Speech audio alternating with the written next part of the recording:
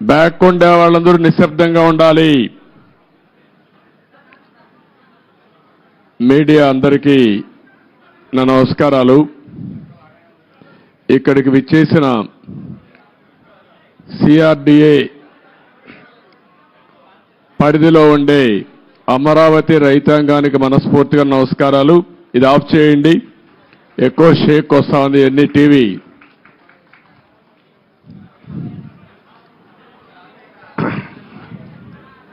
రైతులందరికీ కూడా మనస్ఫూర్తిగా నమస్కారాలు. ఈరోజు మీరందరూ కూడా చాలా రోజులుగా ఆందోళన చేస్తున్నారు.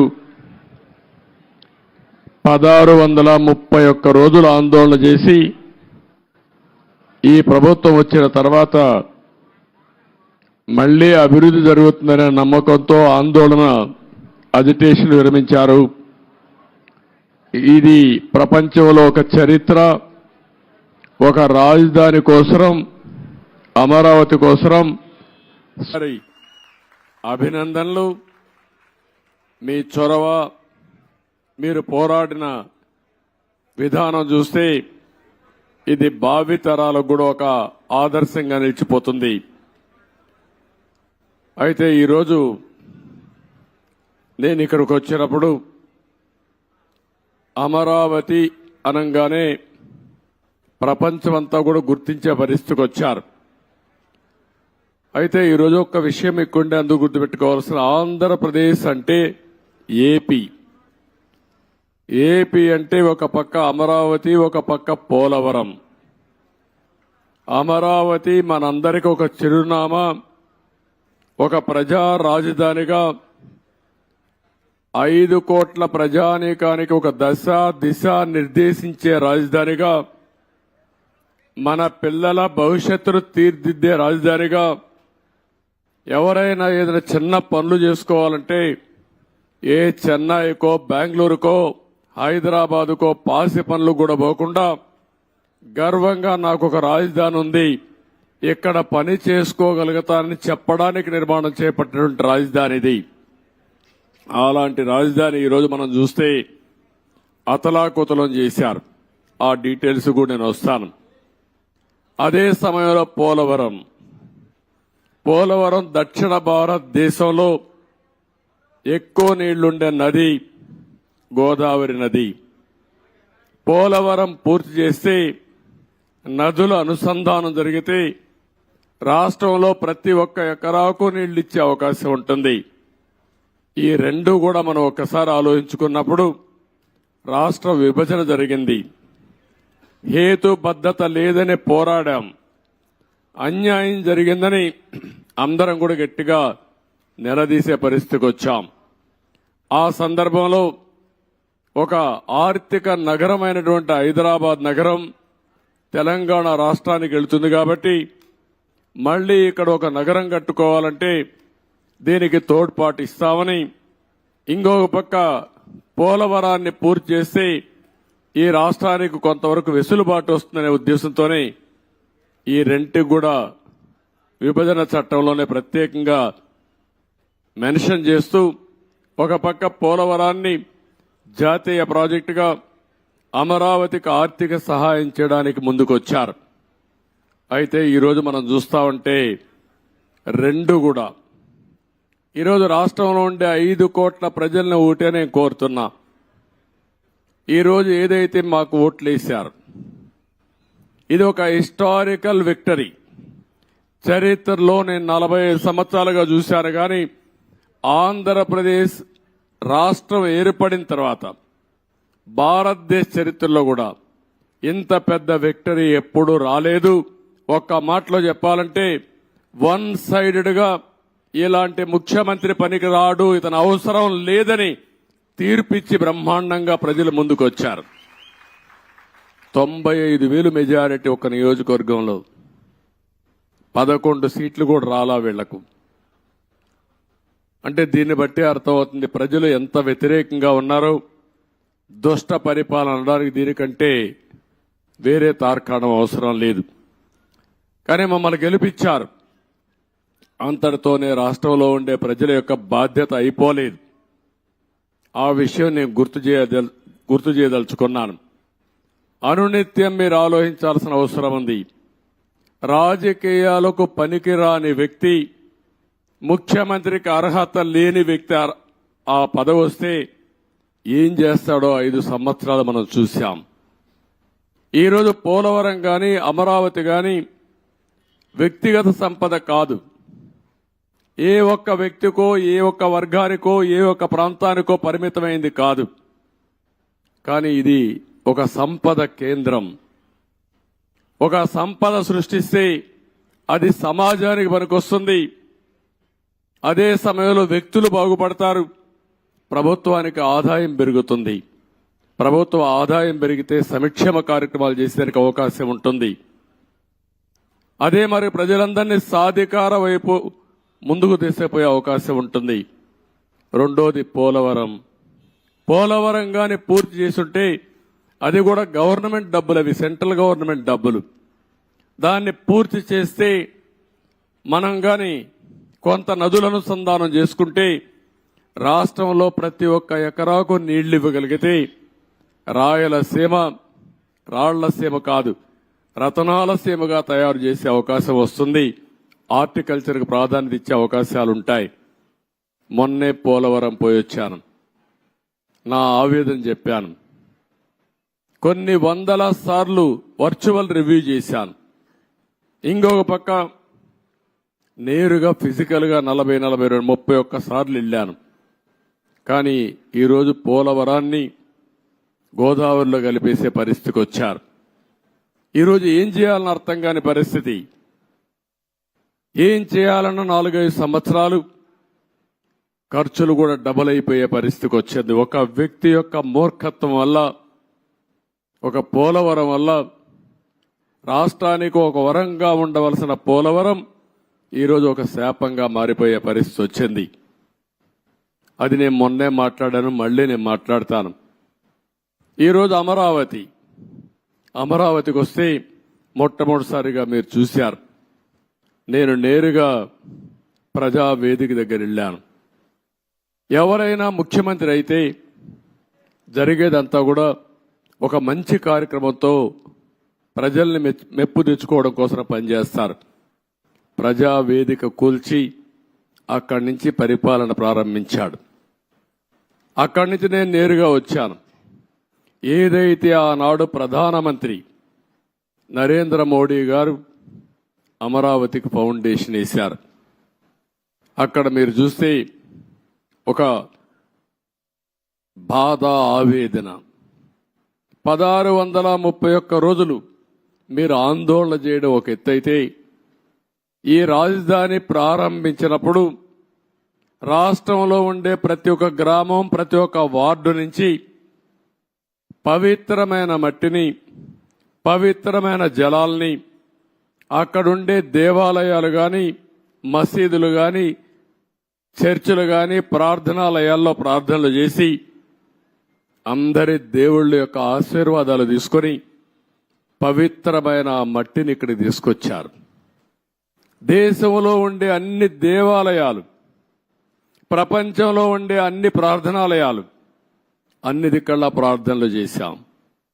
దేశంలో ఉండే స్వాతంత్ర సమరయోధులు, త్యాగమూర్తుల గ్రామం నుంచి కూడా పవిత్రమైన మట్టిని, పవిత్రమైన జలాలు తీసుకొచ్చాం.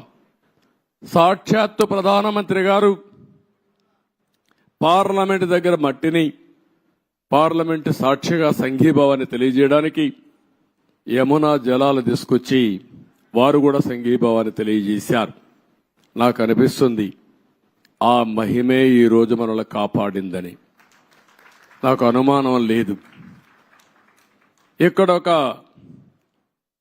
పవిత్రమైన ప్రాంతంగా తయారైంది. తాత్కాలికంగా కొంతమంది ఈ ప్రాంతాన్ని అతలాకుతలం చేయాలనుకున్న ఈ స్థల మహత్యం వల్ల మళ్ళీ తిరిగి నిలబెట్టుకోగలిగాం. అదే నాకు అనిపిస్తుంది. అక్కడ చూసినప్పుడు నేను మొట్టమొదటిసారిగా ఎక్కడైతే ఆ పవిత్ర మట్టిని కూడా ఇంకా పవిత్రంగా పెట్టాం. ఇక్కడుండే రైతులు కాపాడారు. ఇంకో పక్కన అక్కడ నమూనా కూడా నేను చూశాను. ఇక్కడుండే అల్లరి మూక ఆ నమూనాను కూడా దెబ్బతీసే పరిస్థితికి వచ్చారు. అక్కడనే యజ్ఞశాలకు వెళ్ళాను. ఆ రోజు యజ్ఞం చేసి మనం ఇది చేస్తే 1631 రోజులుగా ఇక్కడుండే మహిళలు మళ్లీ యజ్ఞం చేస్తూనే ఆ మహిమను కాపాడారంటే ఆ మహిళలకు మనస్ఫూర్తిగా ధన్యవాదాలు, మనస్ఫూర్తిగా అభినందనలు. అలాంటి త్యాగం చేశారు.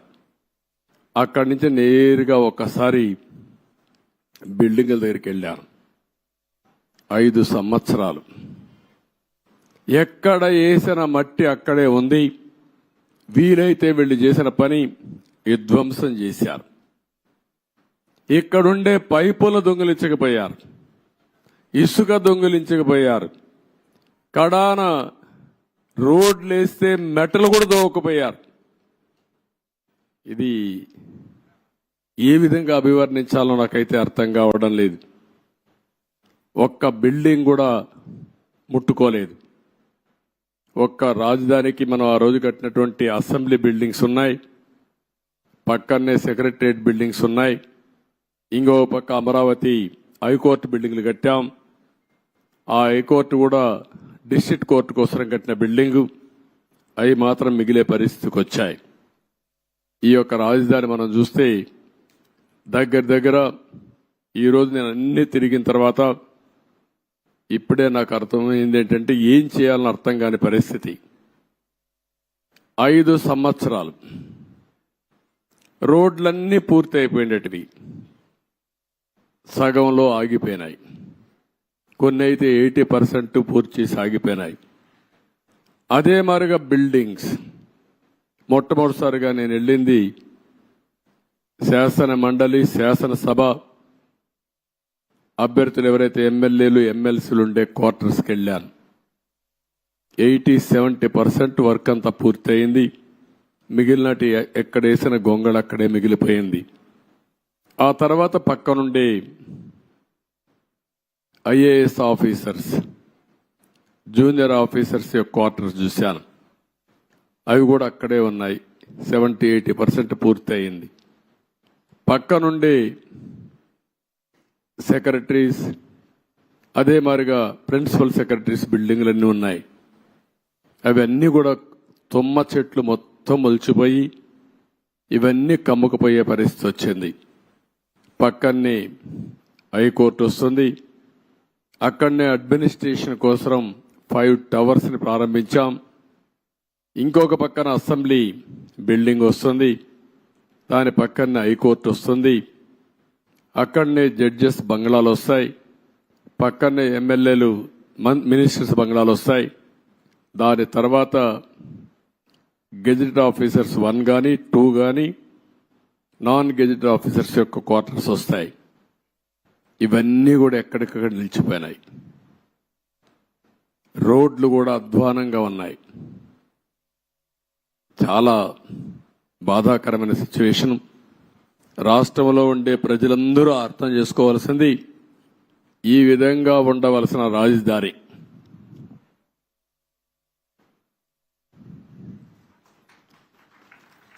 మనం ఆ రోజు ప్లాన్ చేసింది, నేను మళ్ళీ ఒక వైట్ పేపర్ ఒకటి రిలీజ్ చేస్తాం, అందులో డీటెయిల్స్ అన్నీ పెడతాం.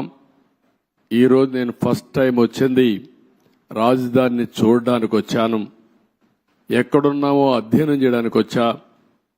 భవిష్యత్తులో ఏం చేయాలనో ఇక్కడ అమరావతిలో ఉండే రైతులే కాకుండా రాష్ట్రంలో ఉండే ప్రతి ఒక్కరూ సజెషన్స్ ఇచ్చే విధంగా ముందుకు పోవాల్సిన అవసరం ఉంది. తొందరలోనే ఒక వైట్ పేపర్ కూడా పబ్లిసైజ్ చేస్తాం. ఒక వైట్ పేపర్ పబ్లిసైజ్ చేసి ప్రజల అందరూ కూడా చర్చించుకోవాల్సిన అవసరం ఉంది. నేను ముందే చెప్పాను, ఇది ఏ ఒక్కరి కోసమో కట్టే రాజధాని కాదు, ఇది ప్రజా రాజధాని, భావితరాల భవిష్యత్తు కోసం రాజధాని, తెలుగు జాతి గర్వంగా తలెత్తుకుని తిరిగే రాజధానిగా ఉండాలి. అదే సమయంలో ఇక్కడ అమరావతి రాజధాని వస్తుందంటే విశాఖపట్నాన్ని ఆర్థిక రాజధానిగా తయారు చేయాలని, కర్నూలుని ఒక మోడర్న్ సిటీగా ఆధునికమైన నగరంగా తయారు చేయాలని, అదే మాదిరిగా అన్ని జిల్లా హెడ్ క్వార్టర్స్ కూడా ఏమేం చేస్తామో చాలా స్పష్టంగా చెప్పాం. దాని ప్రకారమే మీరు చూస్తే 12 ఇన్స్టిట్యూషన్స్ గవర్నమెంట్ ఆఫ్ ఇండియా ఇస్తే కర్నూలులో IIT పెట్టాం, అక్కడనే ఉర్దూ యూనివర్సిటీ పెట్టాం, అనంతపూర్లో సెంట్రల్ యూనివర్సిటీ పెట్టాం, తిరుపతిలో ఐజర్ గాని అదే మాదిరిగా IIT గాని పెట్టాం, ఇంకో పక్క విశాఖపట్నంలో IIM పెట్టాం, తాడేపల్లిగూడెంలో NIIT పెట్టాం, మంగళగిరిలో all India institute of medical science పెట్టాం, ఇంకొక పక్కన ఒంగోలులో IIT పెట్టాం. ఈ విధంగా అన్ని విజయనగరంలో ట్రైబల్ యూనివర్సిటీ పెట్టాం. అన్ని ప్రాంతాల అభివృద్ధి కోసం, సమగ్ర అభివృద్ధి కోసం ఆ రోజే చాలా స్పష్టమైన విధానాన్ని ప్రకటించాం. ఈ రోజు మనం చూస్తే ఏది జరిగే పరిస్థితి లేకుండా పోయింది. నేను అందుకనే ఈరోజు డీటెయిల్స్ పోవడం లేదు, బ్రాడ్గా మీ అందరికీ ఒక ఐడియా ఇస్తున్నాను. డీటెయిల్స్ అన్ని కూడా వైట్ పేపర్లో వస్తాయి. అయితే బాధ ఏంటంటే ఈ రాజధాని పైన బురజల్లే ప్రయత్నం చేశారు, నిత్యం విష ప్రచారం చేశారు, అమరావతిని బ్రాండ్ దెబ్బతీయడానికి ప్రయత్నం చేశారు. శివరామకృష్ణ కమిటీ చాలా స్పష్టంగా సెంట్రల్ ప్లేస్లో ఎక్కడైనా పెట్టండి అని చెప్పారు. అంటే ఇది 12 పార్లమెంట్లు ఒక పక్క వస్తాయి, ఇంకొక పక్క 12 పార్లమెంట్లు వస్తాయి. గుంటూరు సెంట్రల్లో ఉంటుంది. ఎలిమెంటరీ స్కూల్ చదివే పిల్లవాడిని చెప్పినా ఎక్కడ మీ రాజధాని ఉండాలంటే ఈ ప్రాంతం అని మ్యాప్లో చూపించే విధానం ఇది. అందుకే అమరావతిని పెడితే దానిపైన మాట్లాడారు.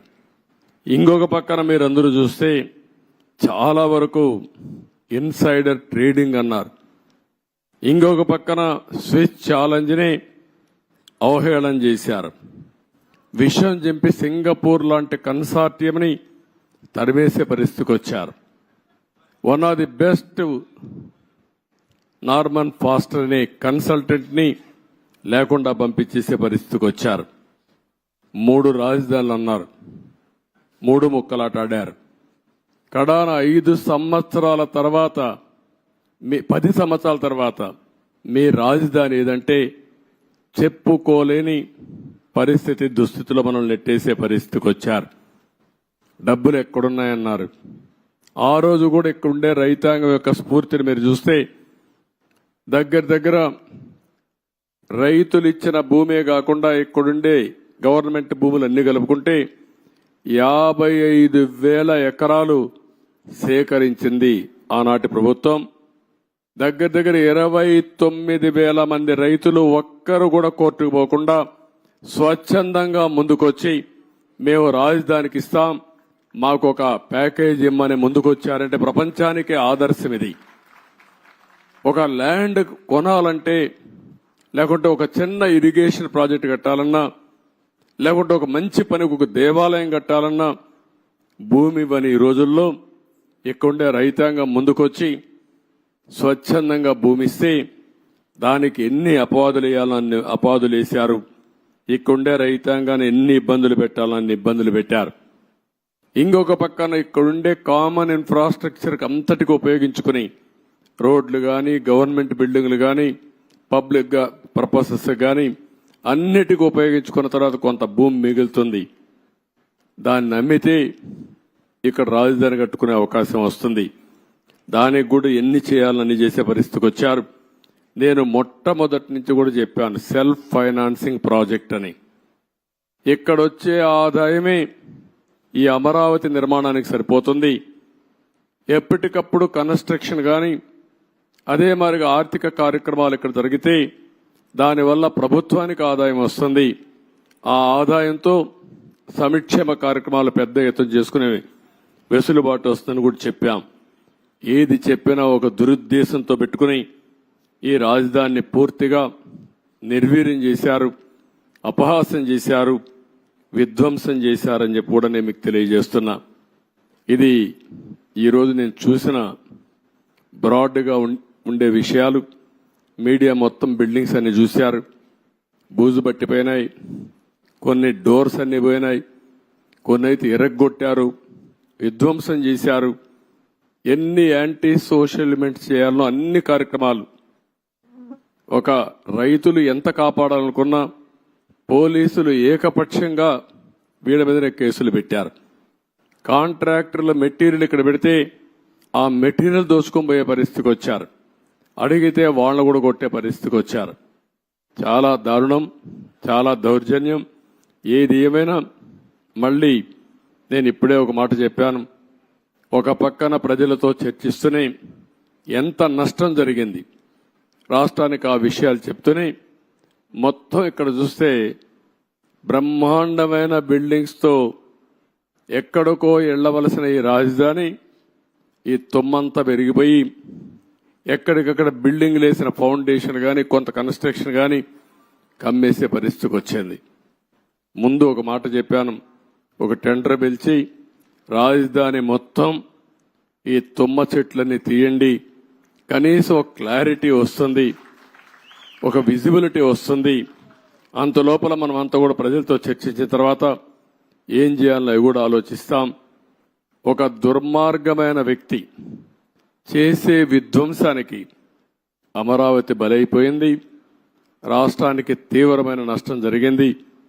ఆ విషయమే ప్రజలకు చెప్తూ మీరందరూ కూడా ఒక్కొక్కసారి రాగద్వేషాలకు అతీతంగా ఇప్పటికి కూడా 11 సీట్లే వీళ్ళు గెలిచారు. కొంతమంది ఓట్లేశారు. ఓట్లేసిన వ్యక్తులు కూడా మీరు ఒక్కసారి ఆలోచించుకోండి. ఇలాంటి వ్యక్తికి ఓటేయడం భావ్యమా?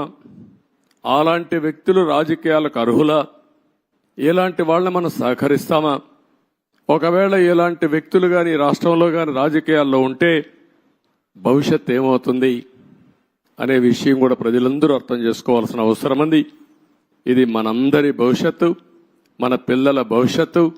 కాబట్టి మనం అందరం కూడా ఎక్కడికక్కడ కొంతమంది అనుకుంటారు మాకే సంబంధం అమరావతి అని, మాకే సంబంధం పోలవరం అని, అభివృద్ధి అంటే అదేంటని. అట్లా కాకుండా అభివృద్ధి జరిగితే మీ జీవితాలు బాగుపడతాయి. ఈరోజు ఏ గవర్నమెంట్ అయినా సరే ప్రభుత్వ విధానాల ద్వారా ప్రజా జీవితాలను మారుస్తుంది.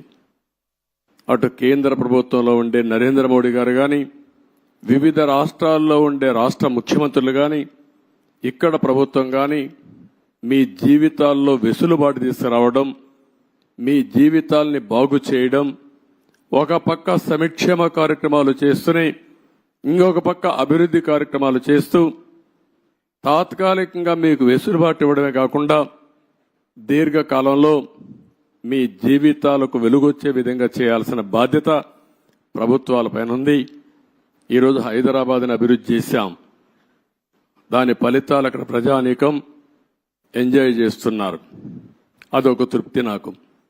ఆ రోజు నేను వేసినటువంటి ప్రతి ఒక్క కార్యక్రమం చేసిన అభివృద్ధి కానీ, లేకపోతే వేసిన ఫౌండేషన్లు కానీ, ఆలోచనలు కానీ ఏది పెండింగ్ పెట్టకుండా ప్రతి ఒక్క ముఖ్యమంత్రి చేతనైనంత వరకు ముందుకు తీసుకెళ్లారు. చేత కాకపోతే వదిలిపెట్టారు. ఎవడు విధ్వంసం చేయలా. కానీ ఇక్కడికి వచ్చే కొందికి విధ్వంసం జరిగే పరిస్థితి వచ్చింది. ఒక్క విధానం మీరు గుర్తుపెట్టుకోవాలి. ఒక్క ఐటీకి ప్రాధాన్యత ఇస్తే ఈరోజు ప్రపంచంలోనే తెలుగువారు బ్రహ్మాండంగా రాణించే పరిస్థితికి వచ్చారు. ఎన్నో సంవత్సరాలు కాలేదు, 25 సంవత్సరాలే. 25 సంవత్సరాల్లో ఎన్నో దేశాలకు వెళ్లిపోయారు. నన్ను అరెస్ట్ చేసినప్పుడు చూస్తే నా జీవితంలో ఎప్పుడూ మర్చిపోలేను. 70-80 దేశాల్లో నిరసన తెలియజేశారంటే ఆ దేశాల్లో వీళ్ళు ఉన్నారని ఆశ్చర్యం వేసే పరిస్థితికి వచ్చింది. నిన్న కూడా మీరు చూశారు ఎన్నికల్లో అందరూ కూడా ఉదయం 8 గంటలకు 7 గంటలకు వచ్చి రాత్రి 2 గంటల వరకు ఓట్లేశారు. బయట ప్రాంతాల్లో ఉండే చిన్న చిన్న పనులు చేసుకునేవాళ్ళు, ఇంటి పనులు చేసుకునేవాళ్ళు పని వదిలిపెట్టి వాళ్ళు భోజనం ప్యాకెట్ తీసుకొచ్చి నేరుగా ఓటేసి మళ్లీ వెళ్లారు వాళ్ళ ఖర్చులతో. ఎక్కడో అమెరికా, ఆస్ట్రేలియా లేకపోతే ప్రపంచంలో వేరే దేశాల్లో ఉంటే లక్షల రూపాయలు ఖర్చు పెట్టుకుని వచ్చి ఓటేసి వాళ్ళ బాధ్యత నిర్వహించారు. ఈ విషయం ప్రతి ఒక్కరూ గుర్తుపెట్టుకోవాల్సిన అవసరం ఉంది. ఓటేయడం మీ బాధ్యత అనుకొని ఈ 5 ఏళ్లు చేసిన విధ్వంసం చూసిన తర్వాత మళ్లీ మేము భరించలేమనే ఉద్దేశంతో మీరు ముందుకు వచ్చారు. కానీ ఈ రోజు నేను ఇక్కడుండే ప్రజానీకాన్ని కోరేది ఒకటే, అనునిత్యం మీరు ఆలోచించాల్సిన అవసరం ఉంది. మాకు కూడా మీరు ఒక స్ఫూర్తిని ఇవ్వాల్సిన అవసరం ఉంది.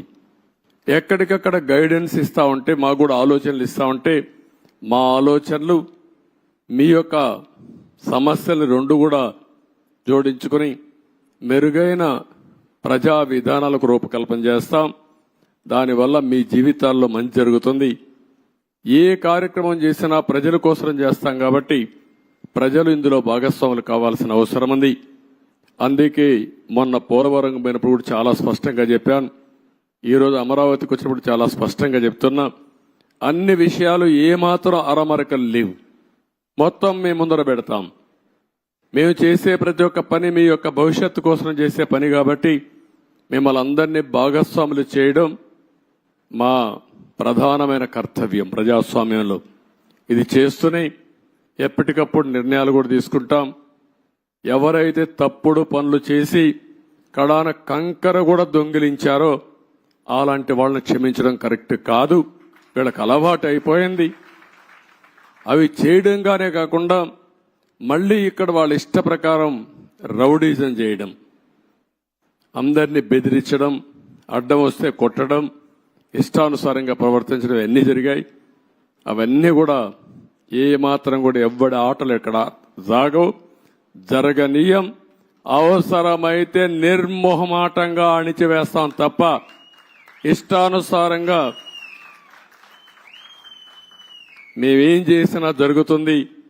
రౌడీజం చేస్తాం, రాజకీయాన్ని అడ్డం పెట్టుకుంటామంటే మాత్రం అది జరగనీయకుండా చేస్తారని చెప్పి కూడా మీ అందరికీ హామీ ఇస్తూ మరొక్కసారి అందరికి కూడా ఇక్కడుండే రైతాంగానికి మనస్ఫూర్తిగా నమస్కారాలు. మిగిలిన అన్ని విషయాలు మాట్లాడతాను. మీకేదైనా క్వశ్చన్స్ ఉంటే 1 or 2 media.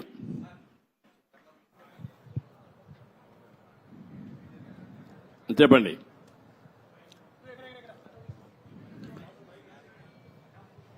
Mic. Hello sir, 1 minute. Mike mike ఎవరు ఇక్కడ ఎవరికి ఇచ్చారు?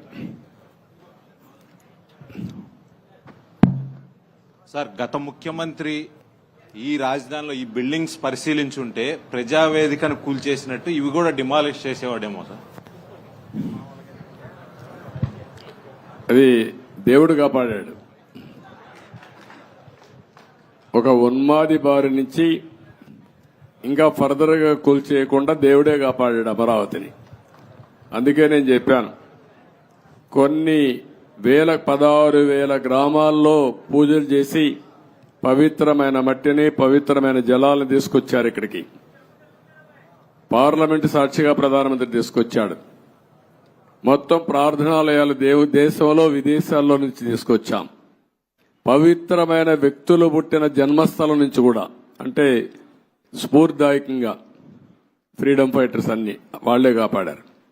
కాబట్టి మీరు కూడా కష్టపడ్డారు, రైతులు పోరాడారు, దేవుళ్ళు సహకరించారు. సార్, 5 సంవత్సరాల నుంచి ఏదైతే నిర్లక్ష్యానికి వదిలేశారో ఈ దాదాపు 80-90% కంప్లీట్ అయింది. అవి ఎక్కడ కూడా చెక్కు చెదరలా, యాజ్ ఇట్ ఈస్ గా ఉంది. అంటే మన నిర్మాణం కానీ అంతా కూడా బాగానే ఉంది. అన్ని పూర్తి చేయడానికి దాని టైం బాండ్ పెట్టుకుంటారా? ఒక 3 years కానీ అలా పెట్టుకుని దానికి మీ సజెషన్ ఏంటి చెప్పండి. మిమ్మల్ని కూడా సజెషన్ సార్, అందరినీ సజెషన్ అడుగుతున్నాం. దాన్ని మీరు ఇచ్చే మంచి సూచనలు తీసుకొని ఆర్డర్ ఆఫ్ ప్రియారిటీ పెట్టి we will prepare action plan. Galla పెట్టి ఖాళీ అయిపోయింది, ట్రెజరీలో ఏమి లేదు, డబ్బులు లేదు, అప్పులు విపరీతంగా చేసేశారు. ఇవన్నీ వ్యూలో పెట్టుకొని ఏం చేయాలో స్టెప్ బై స్టెప్ వర్కౌట్ చేస్తాం. Mike. Media. Sir, what is going to be fate of Rushikonda Beach Palace? What's going to be? Will it be quoted as a monument of corruption? That's what rumor. What is your suggestion? You give me idea. Sir, you are the CM, sir. I am the CM. You are the citizen of. నువ్వు ఒక media responsibility ఉంది నీకు కూడా. నన్ను అడగడమే కాదు, నిన్ను కూడా చెప్పమంటున్నా. ఏం చేస్తే ఇలాంటి వాళ్ళని శాశ్వతంగా సమాజం నుంచి వెలేస్తామో అలాంటివి ఆలోచించాలి. మీరు ఒకటి ఆలోచించండి, ఇక్కడ డబ్బులు లేవు. 500 కోట్ల రూపాయలతో ఋషికొండ కొండను కొట్టేసి ఋషికొండ అంటే ఏంటి? ఋషులు అక్కడ తపస్సులు చేసిన ప్రాంతం అది. అలాంటి కొండని ఎప్పటి నుంచి కూడా మనం చూసి ఇప్పుడైతే ఆధునికమైన పనిముట్లు ఇవన్నీ వచ్చాయి, కానీ ఒకప్పుడు విశాఖపట్నానికి వచ్చామంటే ఈ ఓడలు గాని ఇవన్నీ ఋషికొండను చూసి గుర్తుపట్టి విశాఖపట్నం వచ్చామనే పరిస్థితి ఉండేది. అలాంటి పవిత్రమైన కొండని ఎన్విరాన్మెంట్లకి విఘాతం కలిగించే విధంగా కొట్టేశారంటే మనం గుర్తుపెట్టుకోవాలి. దాని కూడా అన్ని తప్పుడు ఇచ్చారు. అవన్నీ మళ్ళీ నేను మాట్లాడతాం. Sir, what about Prajavedika? You have visited Prajavedika and saw the debris there. Are you going to remove the debris and reconstruct the Prajavedika same place, or are you going to make it as a museum?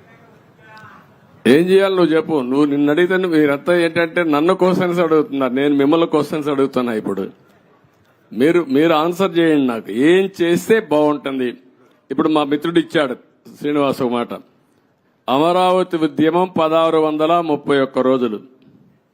1 + 6 + 3 + 1 11 అన్ని uncle కలిపితే జగన్కు వచ్చిన సీట్లు 11. అంటే 2 సరిపోయినాయి. ఇదే దేవుడు రాసిన script, ఇది దేవుడి స్క్రిప్టు. అక్కడికి చాలలేదు. ఈ 11 ఇవ్వడం కూడా కరెక్టా లేదా చర్చ జరగాల్సిన అవసరం ఉంది. అందుకే నేను మిమ్మల్ని అందరినీ కోరుతున్నా, కొన్ని ఇక్కడ మాకు కూడా కొంతమంది ఇబ్బందులు వచ్చాయి. సరైన క్యాండిడేట్ నిలబడలేకపోయారు. నిలబడింది ఇక్కడ ప్రజలు ఎక్కడికక్కడ ముందుకు వచ్చి ఓట్లేశారు. కొన్ని సమస్యలు ఉన్నాయి. కానీ ఏది ఏమైనా ఇలాంటి వ్యక్తులు రాజకీయాలకు అర్హత ఉందా? ఇది చర్చ జరగాల్సిన అవసరం ఉంది ఈ రాష్ట్రంలో. Sir, people are confident that you can complete entire Amravati construction, complete the buildings and everything. That's why they gave good verdict. They gave good verdict. Majority of the seats and 161 seats like that. Majority ఇస్తే అయిపోయింది వాడి పని. మీ పని అయిపోయిందా? Yes, sir. We are confident that you can build. You are confident. ఎట్లా build చేయాలో కూడా ఆలోచనలు ఇవ్వండి అందరూ కూడా. సార్ ఇప్పటికి రాజధాని నిర్మాణానికి అమరావతిని నిర్మించలేదు. ఈ రోజు మీరు మొత్తం విజిట్ చేశారు కదా సార్, అప్రాక్సిమేట్లీ దీని నిర్మాణానికి ఎంత ఖర్చు అవుతుంది? మీరు ఎన్ని రోజుల్లో చేస్తారు? ఇప్పుడు నిన్ను అడగాలి నేను క్వశ్చన్. నిన్ను నేను నియమిస్తే నువ్వు ఎట్టగడతావు చెప్పని అడగాలి నేను ఇప్పుడు. కాబట్టి క్వశ్చన్ అడగడం చాలా ఈజీ, కానీ ఆలోచించి చెప్పడం చాలా కష్టం. సీఎం గారు, నేను ఇంతవరకు ఎంత డబ్బులుంది ఖజానాలో తెలియదు. నిన్నే నేను చూసా. ఆఫ్ బారోయింగ్, ఆన్ బారోయింగ్ 2 ఉన్నాయి. కొన్ని లెక్కలు చూపించి బారో చేశారు, కొన్ని లెక్కలు చూపించకుండా బారో చేశారు. మద్యం కూడా రాబోయే రోజుల్లో వచ్చే ఆదాయాన్ని తాకట్టు పెట్టి బారో చేశారు. అది కూడా ఎంత బారో చేశారు ఇంకా ఎతకాలి. ఇవన్నీ ఒక్కొక్క ఎక్కడెక్కడ ఉన్నాయో మనకే తెలియదు. ఇప్పుడు మనం చూసాం, ఆఫీసర్లు మొన్నటి వరకు అడ్డదుడ్డంగా సంతకాలు పెట్టినోళ్ళు ఎక్కడున్నారు, అడ్రస్ లేరు. ఇప్పుడు చాలా సమస్యలు ఉన్నాయి. బట్ ప్రజలు ఇచ్చినటువంటి మ్యాండేట్ చాలా స్పష్టంగా ఇచ్చారు. చాలా మంది నన్ను అడిగారు ఒక మాట, ఇలాంటి క్లిష్టమైన పరిస్థితుల్లో మీరు ఏం చేయగలుగుతారని అడిగారు. ఎలక్షన్ల ముందు కూడా నేను ఒకటే చెప్పాను, ఏం చేస్తారని మీరు అడుగుతున్నారు. నేను పారిపోవడానికి సిద్ధంగా లేను, ఫేస్ చేస్తా. తప్పకుండా మళ్లీ రాష్ట్రాన్ని పూర్వ వైభవం తేవడం కోసం పునర్నిర్మాణం వైపు ముందుకు పోతానని చెప్పా. అందుకే నేను అధ్యయనం చేస్తున్నా మీ అందరి ద్వారా. చేసిన తర్వాత అమరావతి కూడా ఏం చేయాలో నిర్దిష్టంగా చెప్తాను, ముందుకెళ్తాం. రాజధాని ప్రాంతంలో భూములు ఏమైనా తాకట్టు పెట్టారా సార్? రాజధాని ప్రాంతంలో భూములు కూడా ఏమైనా తాకట్టు పెట్టారా? చూడాలి, రికార్డ్స్ అని చూడాలి. సచివాలయం అయితే సచివాలయాలు పెట్టారు, ఇక్కడ సచివాలయం కూడా పెట్టారనుకుంటాను. చూడాలి, ఆ రికార్డు చూడాలి. Sir okay. సార్ నమస్తే సార్, నా పేరు వేణు, నేను రాజధాని రిపోర్టర్ని సార్. ఒక 12 సంవత్సరాల నుంచి ఇది రాజధాని కాకముందు నుంచి ఇక్కడ ఉన్నాను. మీరు అమరావతిని చరిత్రగా నిలబెడదామని ఎలా ఉన్నారు, ఈ చరిత్రలో జరిగే కొన్ని కార్యక్రమాలను కూడా అలాగే దిష్టిబొమ్మలాగా అలా ఉంచి మంచిని చెడును చూపించే మా రాబోయే తరాలకు కూడా అలాంటి చూపించే విధంగా ఉంటే ప్రజావేదిక బాగుంటుందని నా ఉద్దేశం సార్.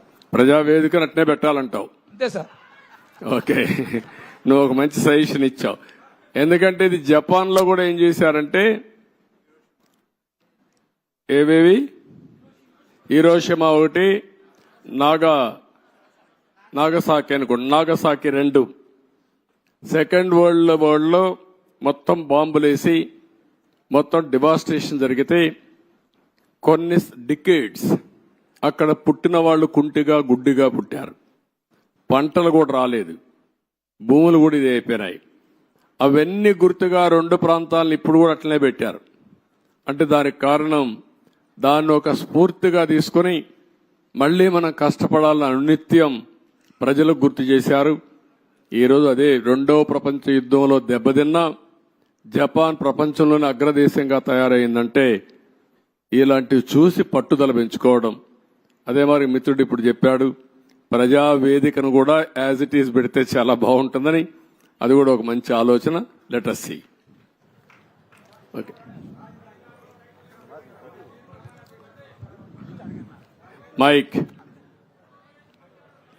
మైక్ ఒకసారి ఆయనకు. హలో. సేకరణ చేసిన తర్వాత కూడా సీడ్ యాక్సెస్ రోడ్డు మీద అర్ధరేతులు ఇసుక అక్రమ రవాణా జరుగుతుంది సార్. దాని మీద అంటే నేరాలు అలవాటైన వాళ్ళకి ఇంకా కూడా మారలేకపోతున్నారు.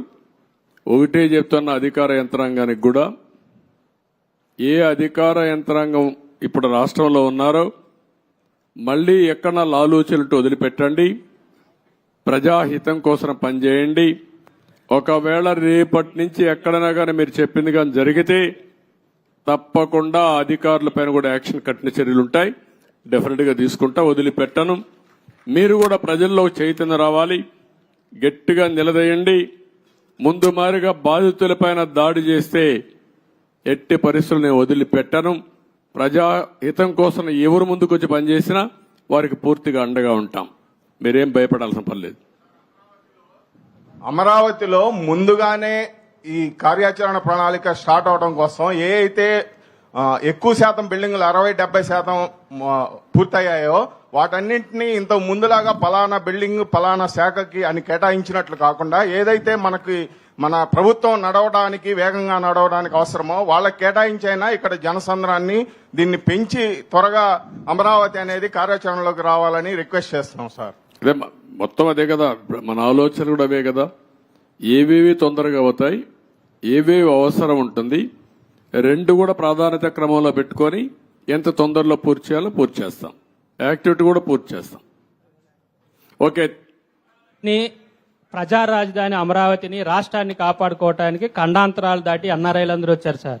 ఈ అమరావతి గాని రాష్ట్ర అభివృద్ధిలో ఎన్ఆర్ఐలు ఆలోచనలు సహాయ సహకారాలు తీసుకుంటే బాగుంటుందని నా సూచన సార్. తప్పకుండా అందరి సహకారం తీసుకుంటాం. అందరికీ ప్రాధాన్యత ఉంటుంది. వాళ్ళు భాగస్వాములు అయితే వెల్కమ్ చేస్తాం. తప్పకుండా ఇవన్నీ కూడా ఒక యాక్షన్ ప్లాన్ తయారు చేసుకుంటాం. థ్యాంక్ యూ అని అంటాం.